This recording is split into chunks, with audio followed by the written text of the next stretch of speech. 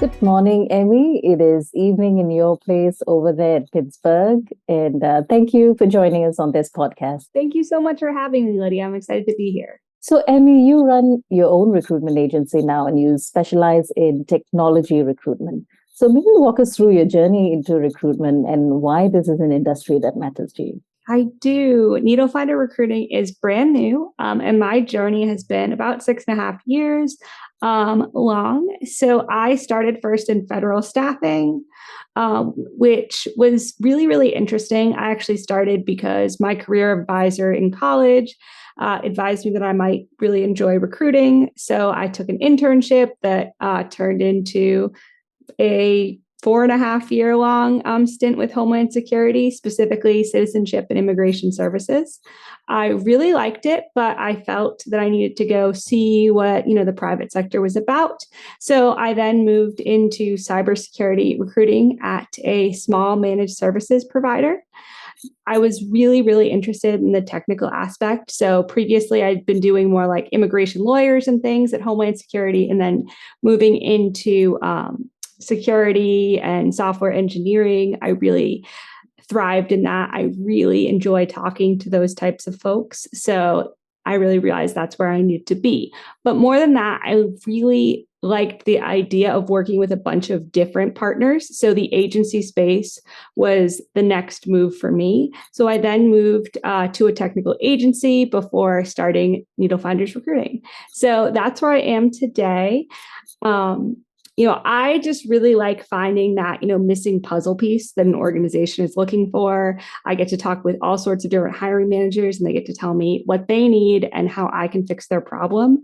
And I'm really, really passionate about that. I also see a lot of ways that I can help our industry. I think that there's a lot of unknowns about recruiting. People don't fully understand what agency recruiters do. And I love transparency. So I think it's just an exciting time to be a recruiter and talk about what we do and how we can help candidates and employers. So that's why I'm so passionate about recruiting. So as you said, you spent a number of years hiring specialists in technology. So what might be some observations you've made in the past couple of years in this field?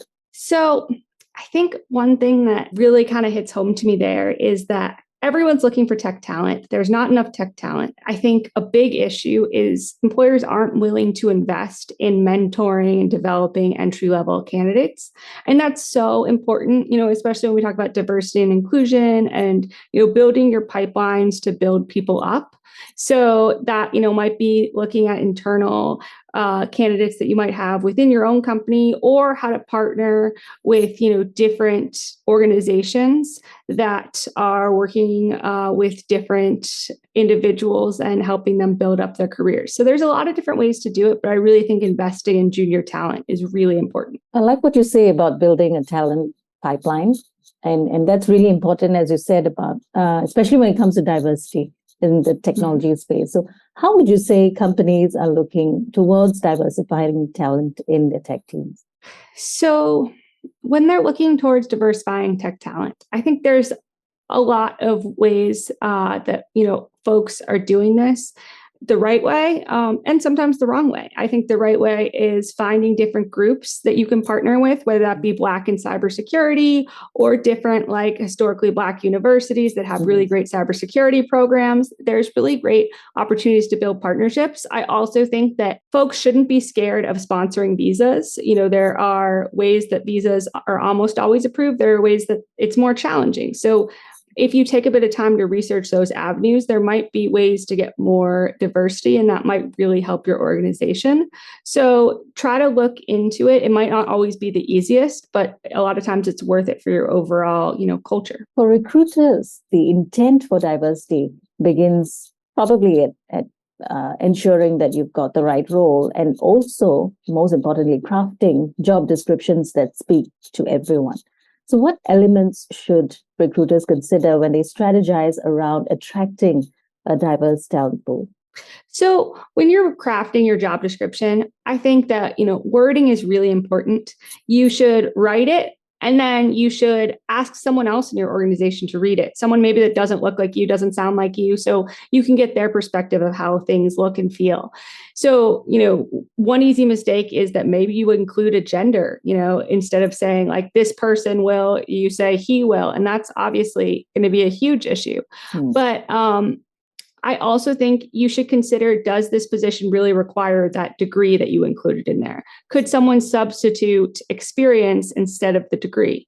And of course, every job description has to have the EEO statement somewhere on there, but maybe also consider writing a separate statement about what diversity actually means to your organization and how you value that and how you prioritize that and why, because that's really going to, show candidates that you are taking that extra step. Those are great points, Amy. Thanks for sharing.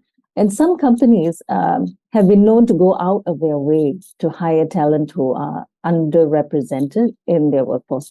So what might be some tips for recruiters when it comes to interviewing for diversity? So when interviewing, for diversity, I really think you go at it, as you would any other interview. You want to make sure you're polite. And with anyone I get into, a conversation even like this, I want to make sure that I ask them, how do you pronounce your name? So I make sure I'm not, saying it wrong. And before the interview, you can quickly Google that name and just look up like a YouTube like pronunciation. There's almost every name out there now that you can luckily find. Thank you to the internet.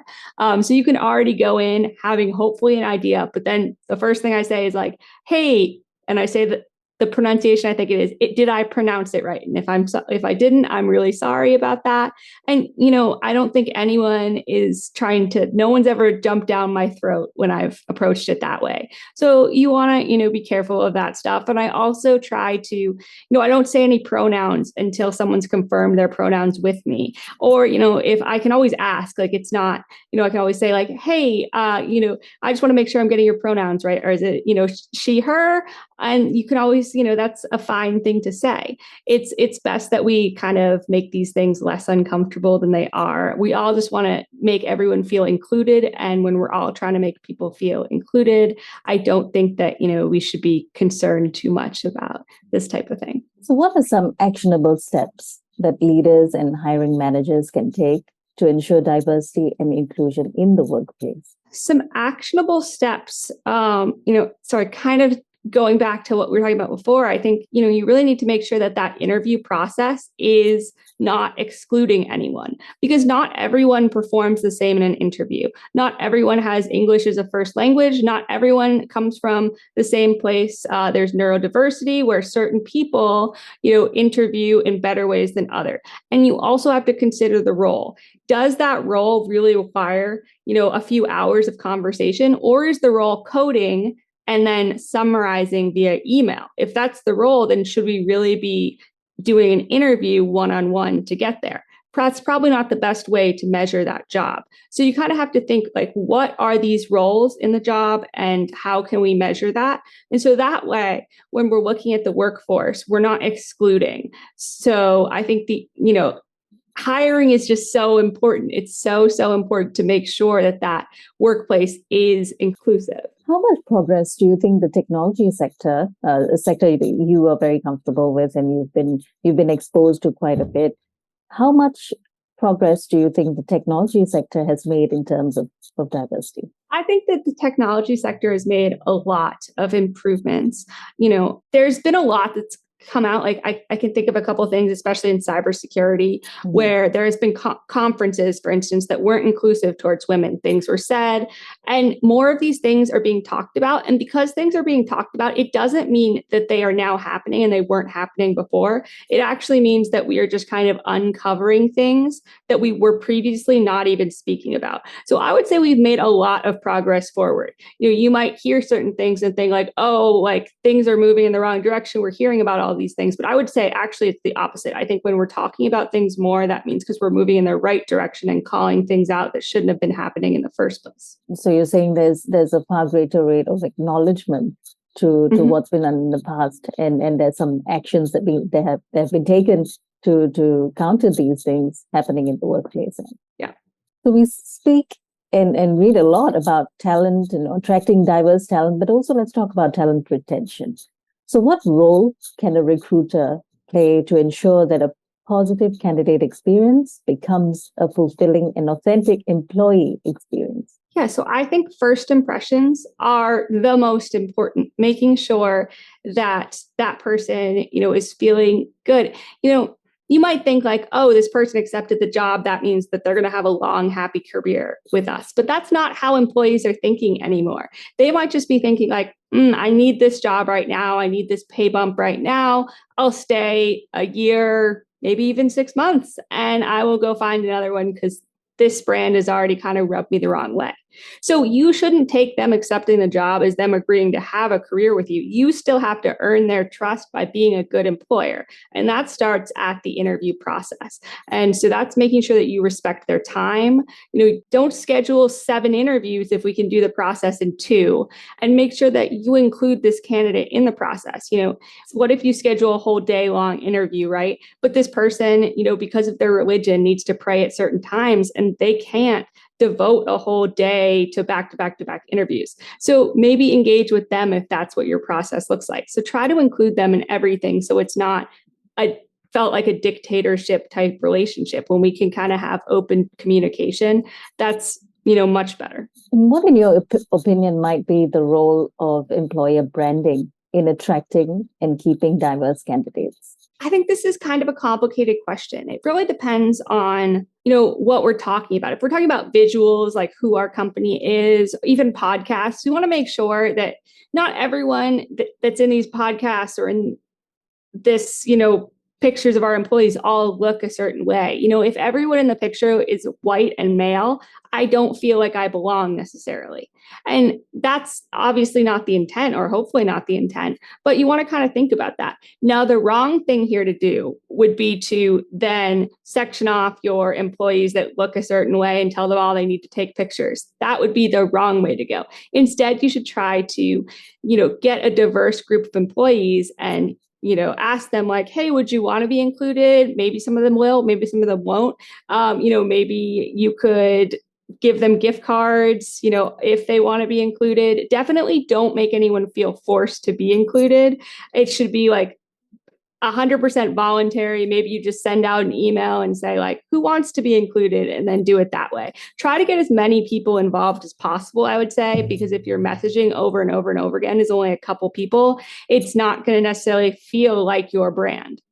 And employee branding is something that comes authentically from your culture, isn't it? Mm-hmm. So I suppose what you're talking about is the communication of what is already inside an organization when you attract and nurture a diverse workforce.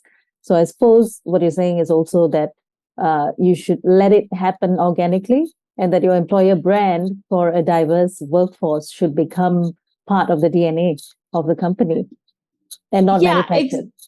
Exactly. It shouldn't be manufactured. Like, you don't want to show a picture where everyone's having fun and playing lawn games, and it's just like, oh, you've called them all outside to play lawn games for this picture, right? Like, you don't want to do that. That would be very fake, and it would come off as fake. Everyone would know, like, okay, they just rounded up these people and are telling them to play games while we take pictures of them. No, you want an environment where it's like you're playing games and casually you say like, hey, are we good with taking a picture of this for the social media? Okay, if we are, great. It's not so much like forced fun to, have these things. Hopefully content can just happen kind of naturally. Jumping on to the pandemic, we are in post-pandemic now, but the past couple of years have been rather challenging for everyone. And it's in some ways, it's been called the great equalizer because it's affected everybody in pretty much the same way.